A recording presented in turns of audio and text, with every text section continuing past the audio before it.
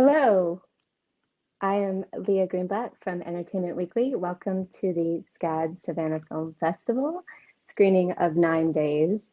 One of my favorite movies from Sundance, for sure. I am here with Winston Duke and director Edson Oda. Thank you so much for joining us tonight. And where to start? I think, Edson, I'd love to hear from you the impetus of this script because I know that it is in part inspired by a close relative of yours. Yeah, mainly I can say that the main character, played by Winston Will, was based on my connection with my uncle. My uncle, he was such a very, as Will, he was very like a sensitive, very artistic and talented person. He like a great drawer and but he when he was around like 50 year old and I was around like 12 or something, he committed suicide. And at that time, feel like he became the suicide. It was almost like he became the how he ended his life rather than be what he was his entire life. So, and for me, it was almost like he became this figure of failure in a way for the whole family, or for even for myself, and of someone who can be like you can be have to be tough to survive in the world, and I feel like I saw him as this path not to follow. That after a while, I think after going through some struggle in my life and through some difficult times, I think it was a time when I start having more.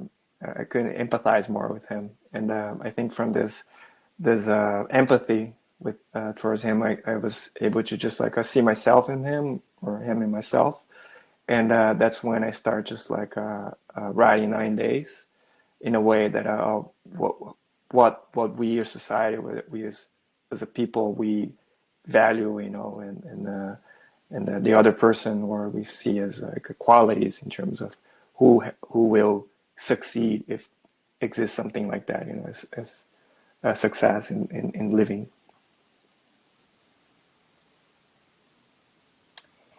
Winston, I imagine the script came to you through your agent or something, the way many scripts do, but can you tell me about the first time that you and Edson connected? Yeah, I mean, there was like an instant connection, like kismet, and we started with the script. We spoke for maybe like 2 hours. We had like a 2 hour conversation when we first met, and we started with the script. That's where I learned about Edson's uncle, and that's when it really clicked for me the weight and responsibility of the role and the piece, and I knew I think I remember saying to him, "It doesn't matter if you choose me or not. I really support this project being made and put into the world. So if you want to work with me, I'm down. I'm ready to go." But whether or not this is such an important piece, it needs to be in the world. It needs to be put out there. And we then talked about everything. We talked about being immigrants and immigrants to the United States. We talked about anime and animation and our love for anime and animation. We talked about Star Wars and how much we loved Star Wars. We talked about just being two guys trying to make our dreams come true in Hollywood, in as much of an artistic field as it is a business venture, and what that means, and how we could kind of support each other. And then, really quickly after, maybe the next day or within 48 hours, I was told that Edson wanted to work with me, which was a really big deal for me because I also remembered him telling me that, and when I learned about his uncle, I remembered, it being conveyed that, at first he was really looking for like an Asian actor, and he felt like that would represent the experience of his family a little bit closer, which I respected and is true. And then hearing that he chose me to be this character, really, for me, it was a great honor because I understood the story, and then doubly it was him seeing a universality And I think the word colorblind casting gets thrown around in the wrong context. I don't think Edson, I never felt like Edson didn't see my color. I think Edson took my color in and who I am in and still said, all of this is what adds to the universal complexity of the story that my uncle experienced, of the narrative that my uncle was inside. And that meant a lot to me. So I never felt like something about me was disregarded. I felt like the entirety of me was collectively embraced. And that was what he felt like would help tell a really bold story combined with, an incredibly beautiful script. And that meant so much to me. That meant a lot to me just as a man, as a black man, and just politically as a person. Like the choice of playing this nuanced role, and it's gave me an opportunity to depict things that men of color especially don't get to experience in film broadly. I get to be vulnerable. I get to be in a space of interrogating issues around mental health. I get to be in a space of wild, visionary experimentation. And there's nothing that felt conservative about the narrative. And that was such a really big breath of fresh air for me. And I felt like the script itself, not just Edson, but I felt like the script itself really respected my intellect. So as an actor, I always read things as well as a consumer and as a person who's going to watch the movie in the theater. And if I like it as a moviegoer, I tend to like it as an actor, because I just love storytelling. I love movies. From the bottom of my heart, I love what I do. And it's the same thing. And I felt like the script both as an actor and as a consumer, as an audience member, it was never didactic. It didn't spoon feed me anything. It didn't present me with answers as to any of the large questions that are in the piece. It presented a conversation and arguments in that conversation and allowed me to make my own mind up. And as an actor, I walked away from it with a lot. I walked away from 9 days with a new appreciation for life, for my genetics, for, my DNA, and how everything collectively is one. I walked away with such an immense passion for the collective conscious. Oh. Well, I would imagine Will is such an enigma, obviously, through most of the film. I'd love to hear how you guys collaborated in terms of backstory and Edson, maybe how much you filled in for Winston, and Winston, how much kind of leeway you had as well to write Will's backstory for yourself, and how important that was to you maybe in the process. Edson, you want to take away? Yeah, I can. Yeah, you can jump in at any time, Winston, if you want. But yeah, it was interesting because it's pretty much like at the same time there's a lot of specifics about Will. I think there wasn't something very certain about this happened to his life, or this was exactly like that, or this, or and I think there's a lot of space for Winston to just create his own. I think, correct me if I'm wrong, Winston, but create your own narrative about who Will was. But at the same time, for me to guide him at any time, he felt like I need to fill some of the gaps in terms of information for him to build. Because in my view, I see him as me. Will was a combination of me and my uncle somehow, but I never want him to feel like he needs to be my uncle or something. But it's more like inspiration. I start just showing pictures of him or things that his drawings or things like that, and just so. But it was never like, okay, be so clear. Okay, he committed suicide. How was the suicide or the stuff? He could even be open to a way, like if he thought that he didn't commit suicide, he could also play that character as well. But I think it was more to do what would feel right for him. And something that was very, I think, important for Winston, as far as I remember, was just why he's doing that, or why he has this kind of and it felt, for me, it was difficult at first, like just to realize that why he's doing that for the candidates, or why he's just he could just stop doing it. But I feel like there's this kind of what I could now I can understand. He wants to protect them. He wants to protect them as if they were his kids, or like sometimes you need to be tough in order to protect those souls, because he suffer, Amanda suffer, and he doesn't want them to suffer. It's better to suffer here at some moments rather than suffer for 70 years or 80 years. So I think there's a lot of the psyche that we have a lot of conversations. But yeah, just jumping, Winston. So I mean, yeah, like everything you said, I felt like a reoccurring statement and motif on set with Edson was, whatever you need. That was, he always said that to me. Whatever you need, whatever you need, whatever you need. We can talk more, of course. Let's do that. Let's work. Whatever you need. And that whatever you need manifested in about a week to 2 weeks of rehearsals before we shot anything, because I came early to Utah and we set up a rehearsal schedule where Edson and I went through the script, with a fine-tooth comb, and just like broke everything down between us.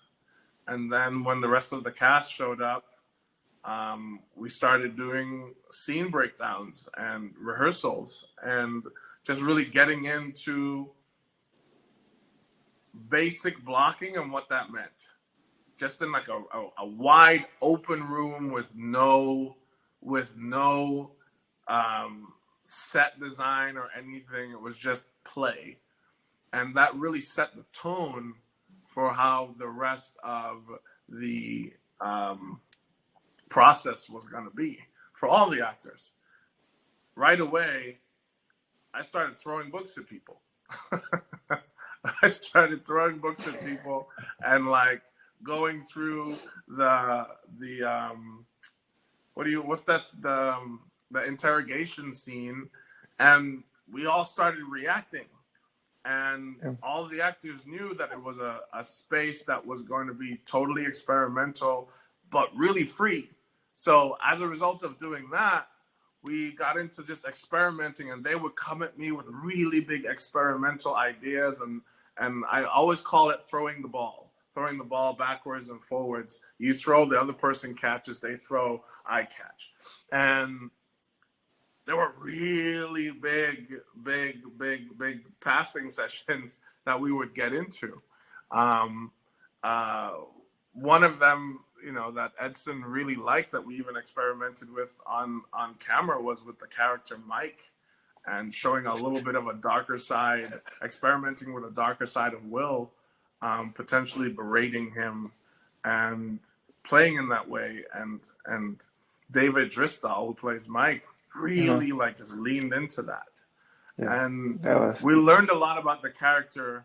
We learned a lot about the characters by experiencing what was going on in the subtext, and then sometimes we just never needed to play that, but it was all still present.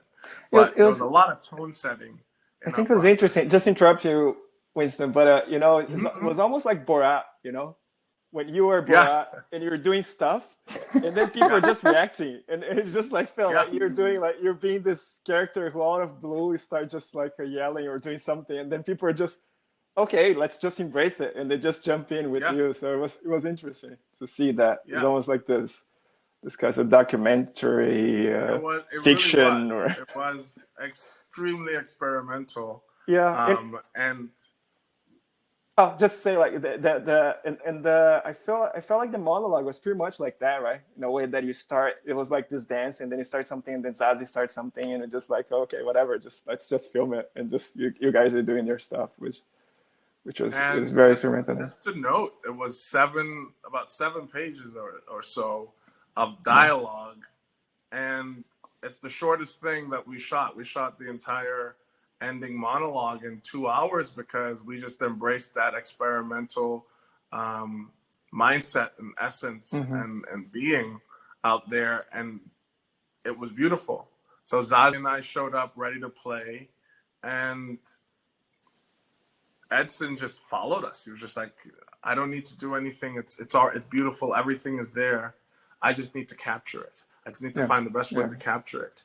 And it was that mindset, and we all felt collectively responsible for And making it happen every shout out to day. Wyatt Garfield who went to Yeah, Savannah, and because he yeah, was I think in that scene he was the third character in that scene. I think there is a yes, Winston, there is Sassy, and there is a Wyatt, which is interesting yeah, because it was pretty much like, okay, Sassy and Winston, do your thing, and Wyatt just follow them in a way hmm that and I didn't direct that scene, to be honest. Like yeah. I give some directions in terms of the arc and stuff, but I was pretty much there, like they're just doing their stuff, so which is very interesting. And that came about because of the high level of trust that we had Well, on that yeah. set. Like I said, everyone felt really responsible for making it happen every single day. And we trusted Edson, we trusted Edson's vision, and we trusted the world that we were building. That was one of the things that we gave a lot of discussion to was what are the rules to the world? What makes it function? What makes it tick? What are the things that we can do and can't do in this world and in this reality? And that enabled us to really take what sometimes feels like this super surrealist idea of the afterlife and make it super grounded and hyper realistic. Um, so just taking this thing that feels so big, I realize you can't see my hands, but you get the point. Mhm. Something that feels so big, and then bringing it back down to feeling so intimate and hyper realistic and felt and grounded was those conversations, you know? Well, I would imagine that being in Utah for the entire shoot, right, was, as opposed to, say, an LA soundstage or something similar, you also had the chance to sort of, in a concentrated way, almost like in a summer camp way, to be together as a cast, right? And I'd love to talk. Unfortunately, Zazie went over, I think, was shooting on a project she's working on now, so she couldn't join us tonight. But Mm. for example, Bill Skarsgård, his character could have been a straight villain, I think, if he hadn't, but he had a lot more nuance than that. And Zazie's character sort of walks a line for so much of the film. Edson, can you talk a little bit about pulling the fuller cast together? Because it seemed like it meshed so well in the Yeah. end. No, yeah, I was. I think honestly, I was super lucky, and just to have this cast, and it was interesting. I think everything started with we start trying to just see who would be our will. Already having some ideas in our mind for the other characters, but I think as we felt like, okay, Winston's will, and then after that, how I can create this team, that would feel like you in a way that I think everyone has kind of this function or this kind of it was in a way it was so colorful, and I think everyone would have this different palette, in this painting that I was imagining. So and it was interesting because you're gonna see those characters not like TV that you're gonna be seeing those characters for like weeks or months. But it's like the film, you're gonna see just a little of them on the screen, but you have to be very, quickly you have to identify the souls and say, okay, I know this soul represents this kind of person or this.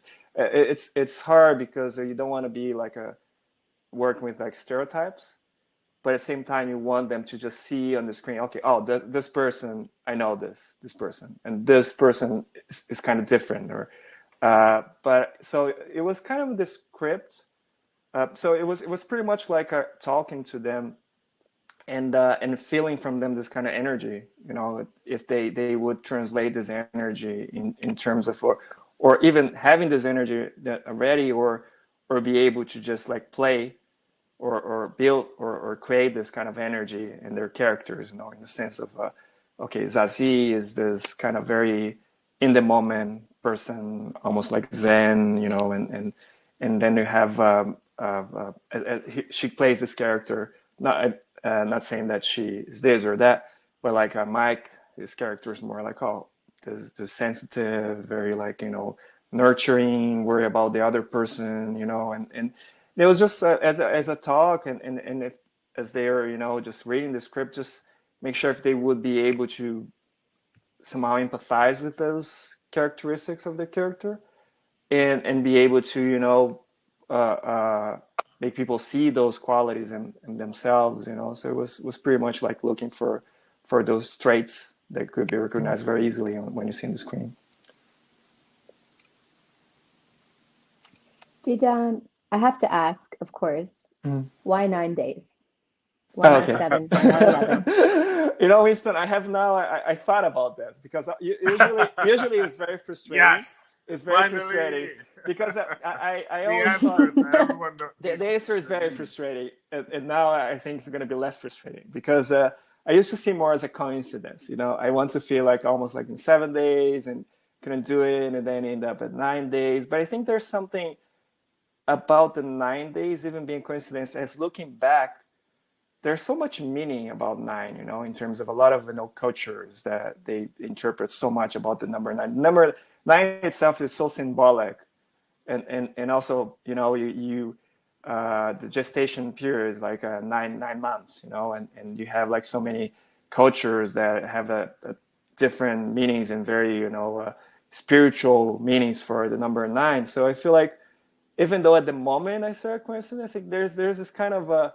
interesting reason that maybe it's just like, and I feel, of course, I chose nine, you know, and not thinking specifically it's going to be because of that, but looking back, having so much meaning, so much, you know, energy around it, I just like to now, I like to invite people just to give their meaning to it as well, you know. And now I'm trying to figure out what's the meaning itself. So a little less frustrating answer, right, Winston? He doesn't like admitting that he was a conduit for the supernatural. Hates it. He hates it. He hates it. But you know, nine, like in the culture that I grew up in the Caribbean, we believe that it takes 9 days for a spirit that passes to say goodbye and make the rounds to all the people that mean a lot to them. So within that 9 day period, they appear to you in a dream. And it's always something that involves like kind of them walking away or saying goodbye or leaving you with something. So like that meant a lot to me throughout the entire process. You know, I come from a really big family, and my mother's one of like 12 to 13 kids, and you know they've all gotten up there in age. So and then the last like 5 years we were losing a lot of people with like 1, 2 a year kind of thing. And yeah, so it was this opportunity to just create something that felt like it was tapped into something larger. And it's never about the answer, it's about the quest. And that's like one thing that I even take from 9 days. Like it's not about the answer, it's about the quest. It's about the Yeah, beauty along the way. yeah, and I You think know, it's that's why I think it's good for me not to answer in a way like this. Okay, oh, just okay, see, okay, just okay, okay, see perfect. how You're you off the hook. yeah, just yeah, whatever, you know, what you believe in, whatever is just Well, it's right. unfortunately, we have to wrap, but I feel like I might need to watch this film 9 times to get everything Oh, out of it. So, I like it. thank you I so like it. much for joining us at the Savannah Film Festival, Winston Duke and Edson Oda. And I can't wait for this movie to be in theaters. Thank you so much for joining us, Absolute everyone. pleasure. Okay. Thank you. Thank you.